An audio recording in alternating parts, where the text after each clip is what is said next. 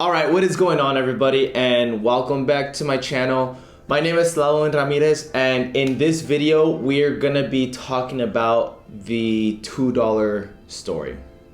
Now, this story is taken back in high school when I was part of the Ayala drumline, and in that drumline the instructor was named Ike Jackson. Now, I feel like most of you guys know who he is already, but just in case you guys don't know, Ike Jackson is a percussionist, a drummer, and he's such a famous high-level percussionist that he has his own signature sticks.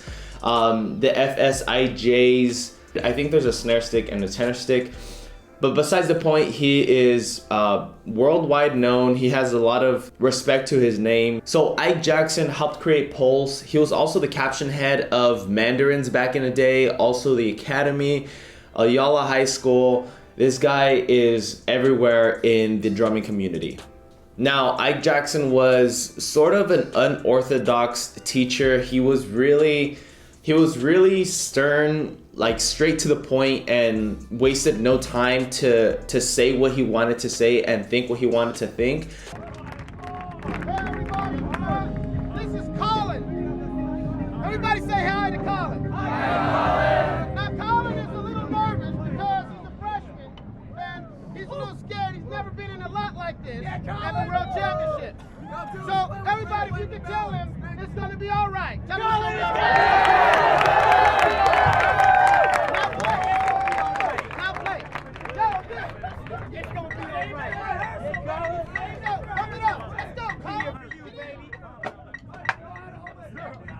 But he was also a great instructor in the fact that he really taught me in particular and everyone in the Ayala drumline to question everything. That was his main thing,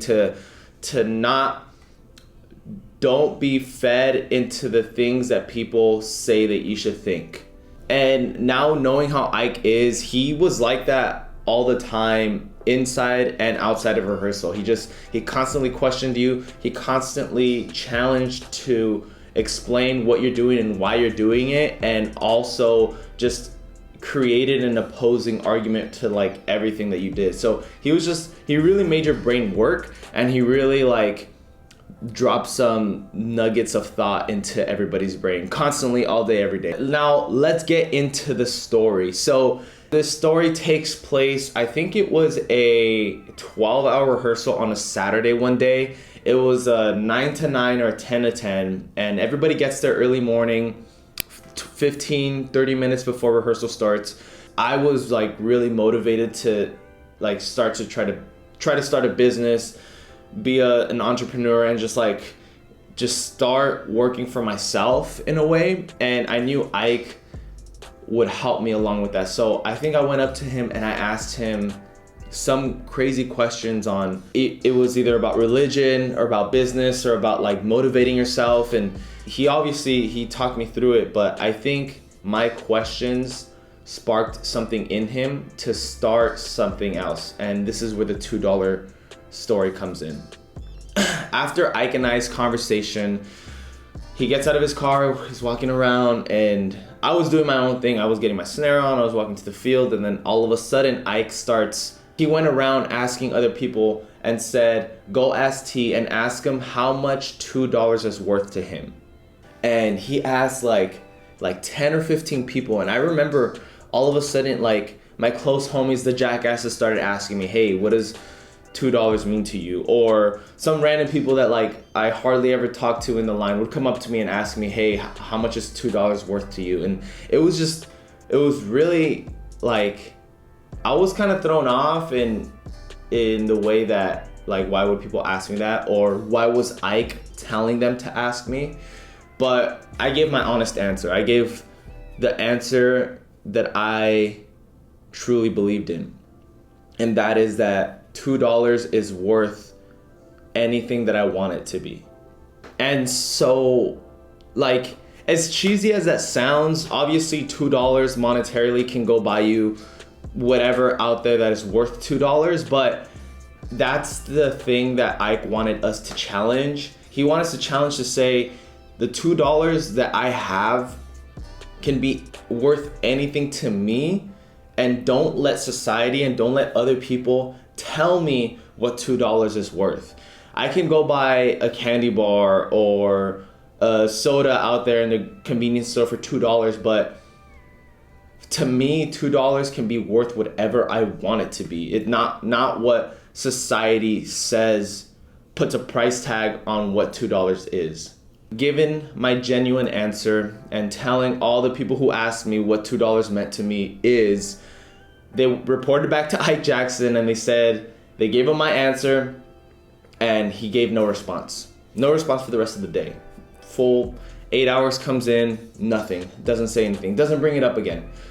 10 hours comes in, doesn't say anything. And at this point, I was kind of just confused as to like why? Like, why? What is he doing this, right? And so the end of rehearsal happens, and at the end of every rehearsal, the instructor always gather us all together, give us a review on how we did for the rehearsal, and then what we should work on for the upcoming future. Also, he gives us like inspirational speeches as to like to continue us to grind and to work harder, and to, it's just motivational stuff. And so at the end of rehearsal, nothing different. Gathers us all together, and at the end of everything, he says, now, I told you guys to do this at the beginning of rehearsal and I haven't brought it up until today. And that was to go ask T what $2 means to him. And here, just to give me an example, T, come up here. He brings me up in front of the entire drum. I'm standing right there, right next to him. But sure enough, Ike goes on and he says, what was the answer that you gave everybody? And without any changes, I said, well, $2 means whatever I want it to be. And he turns to everybody and he says, exactly the answer I was looking for. He went on and explained kind of what was my thinking behind the answer, and was saying that don't let others tell you what $2 means to you. And that just doesn't go with monetary value, but with anything. Like you choose how you live your life. You choose how everything is designed to be. Like outside society, your outside peers, they're gonna judge you and they're gonna tell you what to do or how to think or what you should be doing in life, but you are you and you choose everything that you're gonna do in life. He's explaining this to the entire team, to the entire drumline, and he says, and this is exactly why I'm gonna gift this gift to you. And guess what he does? He pulls out a $2 bill and he says, here, I want you to keep this. He hands it over to me, and like, it meant so much to me. It was like, it meant more than $2. And to stop sounding as cheesy as it is, in the middle of it, he wrote, from your homie, ... And so, yeah, that's my $2. That's it. I mean, still to this day, inside my wallet, wherever I go, I always keep my $2 bill that he handed to me. And it's the same one. I folded it, like the creases are to the T, and inside of it,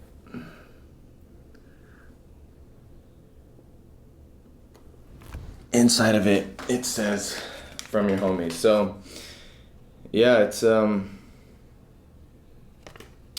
others might say it's a worthless $2 bill. I mean, $2 is $2, but this, along with everything in life, is just what I say it is. I do everything in life I do because I want to, not because others tell me. It has gotten me into conflicts with people that mean a lot in my life, with people that I care for, but at the end of the day, I know the value for what I do. I know the things that I do are done for a reason, and I know that everything is going to work out at the end if I just stay true to myself and what I choose to do. And I hope you guys learned something from this video. Yeah, I'm gonna carry this hopefully for the rest of my life, because it means way more than just $2 to me. It means the value of this $2 is whatever I want it to be, and that experience that I had at that rehearsal is something that I'm never gonna forget and that I'm gonna cherish forever. So I hope you guys enjoyed this video. I'll see you guys for the next one, and peace out.